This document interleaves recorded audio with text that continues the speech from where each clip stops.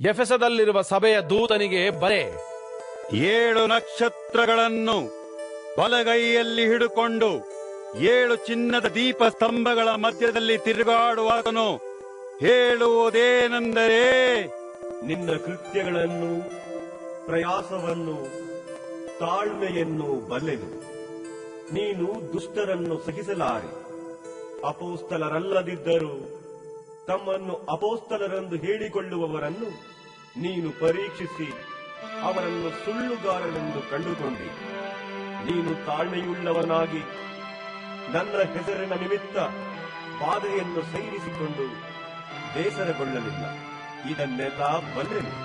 ಆದರೆ ಮೊದಲು ನಿನಗಿದ್ದ ಪ್ರೀತಿಯನ್ನು ನೀನು ಬಿಟ್ಟು ಬಿಟ್ಟಿದ್ದೀ ಎಂದು ನಾನು ನಿನ್ನ ಮೇಲೆ ತಪ್ಪು ಹೊತ್ತಬೇಕಾಗುತ್ತದೆ. ಆದುದರಿಂದ ನೀನು ಎಲ್ಲಿಂದ ಬಿದ್ದಿದ್ದೀಯೋ ಅದನ್ನು ನಿನ್ನ ನೆನಪಿಗೆ ತಂದುಕೊಂಡು ದೇವರ ಕಡೆಗೆ ತಿರುಗಿಕೋ. ನೀನು ಮೊದಲು ಮಾಡುತ್ತಿದ್ದ ಕೃತ್ಯಗಳನ್ನು ಮಾಡು. ನೀನು ದೇವರ ಕಡೆಗೆ ತಿರುಗಿಕೊಳ್ಳದೆ ಹೋದರೆ ನಾನು ಬಂದು ನಿನ್ನ ದೀಪಸ್ತಂಭವನ್ನು ಅದರ ಸ್ಥಳದಿಂದ ತೆಗೆದು ಹಾಕುವೆನು. ಆದರೆ ನಿನ್ನಲ್ಲಿ ಒಳ್ಳೆಯದೂ ಒಂದುಂಟು. ಅದೇನೆಂದರೆ, ನಾನು ದ್ವೇಷಿಸುವ ನಿಕೋಲಾಯಿತರ ಕೃತ್ಯಗಳನ್ನು ನೀನು ಸಹ ದ್ವೇಷಿಸುತ್ತೀ. ದೇವರಾತ್ಮನು ಸಭೆಗಳಿಗೆ ಹೇಳುವುದನ್ನು ಕಿವಿಯುಳ್ಳವನು ಕೇಳಲಿ. ಯಾವನು ಜಯ ಹೊಂದುತ್ತಾನೋ ಅವನಿಗೆ ದೇವರ ಪರದೈಸಿನಲ್ಲಿರುವ ಜೀವದಾಯಕ ವೃಕ್ಷದ ಹಣ್ಣನ್ನು ತಿನ್ನುವುದಕ್ಕೆ ಕೊಡುವೆನು. ಸ್ಮರ್ಣದಲ್ಲಿರುವ ಸಭೆಯ ದೂತನಿಗೆ ಬರೆ. ಸತ್ತವನಾಗಿದ್ದು ಜೀವಿತನಾಗಿ ಬಂದ ಆದ್ಯಂತನು ಹೇಳುವುದೇನೆಂದರೆ, ನಾನು ನಿನ್ನ ಸಂಕಟವನ್ನು, ನಿನ್ನ ಬಡತನವನ್ನು ಬಲ್ಲೆನು. ಆದರೂ ನೀನು ಐಶ್ವರ್ಯವಂತನೇ. ಇದಲ್ಲದೆ ತಮ್ಮನ್ನು ಯಹೂದ್ಯರೆಂದು ಹೇಳಿಕೊಳ್ಳುವವರು ನಿನ್ನ ವಿಷಯವಾಗಿ ದೂಷಿಸುವುದನ್ನು ಬಲ್ಲೆನು. ಅವರು ಯಹೂದ್ಯರಲ್ಲ, ಸೈತಾನನ ಸಮಾಜದವರಾಗಿದ್ದಾರೆ. ನಿನಗೆ ಸಂಭವಿಸುವುದಕ್ಕಿರುವ ಬಾಧೆಗಳಿಗೆ ಹೆದರಬೇಡ.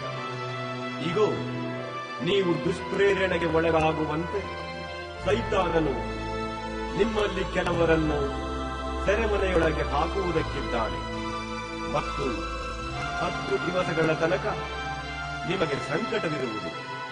ನೀನು ಸಾಯಬೇಕಾದರೂ ನಂಬಿಕಸ್ಥನಾಗಿ ನಾನು ನಿನಗೆ ಜೀವವೆಂಬ ಜಯಮಾಲೆಯನ್ನು ಕೊಡುವೆನು. ದೇವರ ಆತ್ಮನು ಸಭೆಗಳಿಗೆ ಹೇಳುವುದನ್ನು ಕಿವಿಯುಳ್ಳವನು ಕೇಳಲಿ. ಜಯ ಹೊಂದುವವನಿಗೆ 2ನೆಯ ಮರಣದಿಂದ ಕೇಡಾಗುವುದೇ ಇಲ್ಲ. ಪೆರ್ಗಮದಲ್ಲಿರುವ ಸಭೆಯ ದೂತನಿಗೆ ಬರೆ. ಹದವಾದ ಇಬ್ಬಾಯಿ ಕತ್ತಿಯನ್ನು ಹಿಡಿದಾತನು ಹೇಳುವುದೇನೆಂದರೆ, ನೀನು ವಾಸ ಮಾಡುವ ಸ್ಥಳವನ್ನು ಬಲ್ಲೆನು. ಅದು ಸೈತಾನನ ಸಿಂಹಾಸನವಿರುವ ಸ್ಥಳವಾಗಿದೆ. ನೀನು ನನ್ನ ಹೆಸರನ್ನು ಬಿಡದೆ ಹಿಡಿದುಕೊಂಡಿದ್ದಿ. ನೀನು ಇರುವ ಸೈತಾನನ ನಿವಾಸದಲ್ಲಿ ನನಗೆ ನಂಬಿಗಸ್ತನು ಸಾಕ್ಷಿಯೂ ಆದ ಅಂತಿಮನು ಕೊಲ್ಲಲ್ಪಟ್ಟ ದಿನಗಳಲ್ಲಿಯಾದರೂ ನನ್ನಲ್ಲಿಟ್ಟಿರುವ ನಂಬಿಕೆಯನ್ನು ನೀನು ಮರೆಮಾಡಲಿಲ್ಲ. ಆದರೂ ಕೆಲವು ವಿಷಯಗಳಲ್ಲಿ ನಿನ್ನ ಮೇಲೆ ತಪ್ಪು ಹೊರಿಸಬೇಕಾಗುತ್ತದೆ. ವಿಗ್ರಹಕ್ಕೆ ನೈವೇದ್ಯ ಮಾಡಿದ ಪದಾರ್ಥಗಳನ್ನು ತಿನ್ನುವುದರಲ್ಲಿಯೂ ಜಾರತ್ವ ಮಾಡುವುದರಲ್ಲಿಯೂ ಇಸ್ರಾಯೇಲ್ಯರು ಮುಗ್ಗುರಿಸಿ ಬೀಳಬೇಕೆಂದು ಬಿಳಾಮನು ಬಾಲಾಕನಿಗೆ ಹೇಳಿದ ದುರ್ಬೋಧನೆಯನ್ನು ಅವಲಂಬಿಸಿರುವವರು ನಿನ್ನಲ್ಲಿದ್ದಾರೆ. ಹಾಗೆಯೇ ನಿಕೋಲಾಯಿತರ ಬೋಧನೆಯನ್ನು ಅವಲಂಬಿಸಿರುವವರು ನಿಮ್ಮಲ್ಲಿದ್ದಾರೆ. ಆದ್ದರಿಂದ ದೇವರ ಕಡೆಗೆ ತಿರುಗಿಕೊಳ್ಳದಿದ್ದರೆ ನಾನು ಬೇಗನೆ ನಿನ್ನ ಬಳಿಗೆ ಬಂದು ನನ್ನ ಬಾಯ ಕತ್ತಿಯಿಂದ ಅವರ ಮೇಲೆ ಯುದ್ಧ ಮಾಡುವೆನು. ದೇವರ ಆತ್ಮನು ಸಭೆಗಳಿಗೆ ಹೇಳುವುದನ್ನು ಕಿವಿಯುಳ್ಳವನು ಕೇಳಲಿ. ಯಾವನು ಜಯ ಹೊಂದುತ್ತಾನೋ ಅವನಿಗೆ ಬಚ್ಚಿಟ್ಟಿರುವ ಮನ್ನವೆಂಬ ಆಹಾರವನ್ನು ಕೊಡುವೆನು. ಇದಲ್ಲದೆ ಅವನಿಗೆ ಬಿಳಿ ಕಲ್ಲನ್ನು, ಆ ಕಲ್ಲಿನ ಮೇಲೆ ಕೆತ್ತಿದ ಹೊಸ ಹೆಸರನ್ನು ಕೊಡುವೆನು. ಆ ಹೆಸರನ್ನು ಹೊಂದಿದವನಿಗೆ ಹೊರತು ಅದು ಇನ್ನಾರಿಗೂ ತಿಳಿಯದು. ತುವೈತ್ತರದಲ್ಲಿರುವ ಸಭೆಯ ದೂತನಿಗೆ ಬರೆ. ಬೆಂಕಿಯ ಉರಿಯಂತಿರುವ ಕಣ್ಣುಗಳು, ತಾಮ್ರದಂತಿರುವ ಪಾದಗಳು ಉಳ್ಳ ದೇವಕುಮಾರನು ಹೇಳುವುದೇನೆಂದರೆ, ನಿನ್ನ ಕೃತ್ಯಗಳನ್ನು, ನಿನ್ನ ಪ್ರೀತಿಯನ್ನು, ನಂಬಿಕೆಯನ್ನು, ಪರೋಪಕಾರವನ್ನು, ತಾಳ್ಮೆಯನ್ನು ಬಲ್ಲೆನು.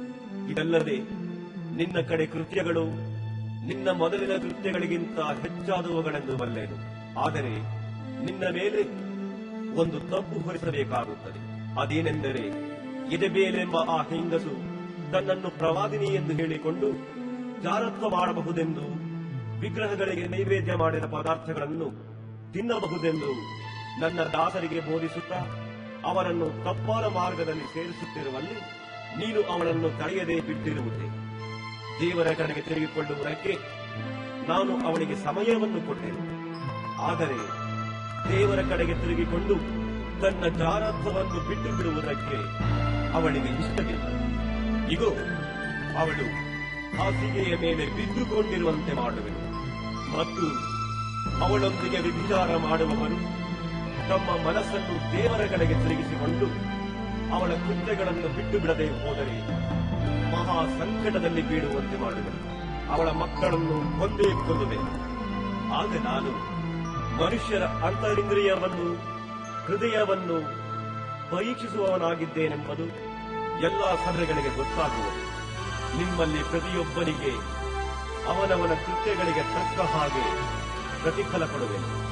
ಆದರೆ ತುವತೈರದಲ್ಲಿರುವ ಉಳಿದವರಿಗೆ, ಅಂದರೆ ಅಗಾಧ ಬೋಧೆ ಎಂದು ಹೇಳಿಸಿಕೊಂಡಿರುವ ಸೈತಾನನಿಂದ ಪ್ರೇರಿತವಾದ ದುರ್ಬೋಧನೆಯನ್ನು ನಿಮ್ಮಲ್ಲಿ ಯಾರು ತಿಳಿಯದೆಯೂ ಅವಲಂಬಿಸದೆಯೂ ಇರುತ್ತಾರೋ ಅವರಿಗೆ ಹೇಳುವುದೇನೆಂದರೆ, ನಿಮಗಿರುವುದನ್ನು ನಾನು ಬರುವ ತನಕ ಬಿಗಿಯಾಗಿ ಹಿಡಿಕೊಂಡಿರಬೇಕೆಂಬ ಅಪ್ಪಣೆಯಂತೆ ಹೊರತು ಮತ್ತೊಂದು ಭಾರವನ್ನು ನಿಮ್ಮ ಮೇಲೆ ಹಾಕುವುದಿಲ್ಲವೆಂಬುದೇ.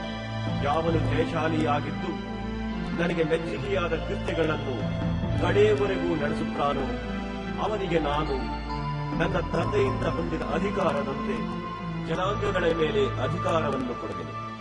ಅವನು ಕಬ್ಬಿಣದ ಕೋಲಿನಿಂದ ಅವರನ್ನು ಆಳುವನು. ಮಣ್ಣಿನ ಮಡಿಗೆಗಳು ಒಡೆಯುವಂತೆ ಅವರ ಬಲ ಮುರಿದು ಹೋಗುವನು. ಇದಲ್ಲದೆ ಉದಯ ಸೂಚಕ ನಕ್ಷತ್ರವನ್ನು ಅವನಿಗೆ ಕೊಡುವೆನು. ದೇವರಾತ್ಮನು ಸಭೆಗಳಿಗೆ ಹೇಳುವುದನ್ನು ಕಿವಿಯುಳ್ಳವನು ಕೇಳಲಿ.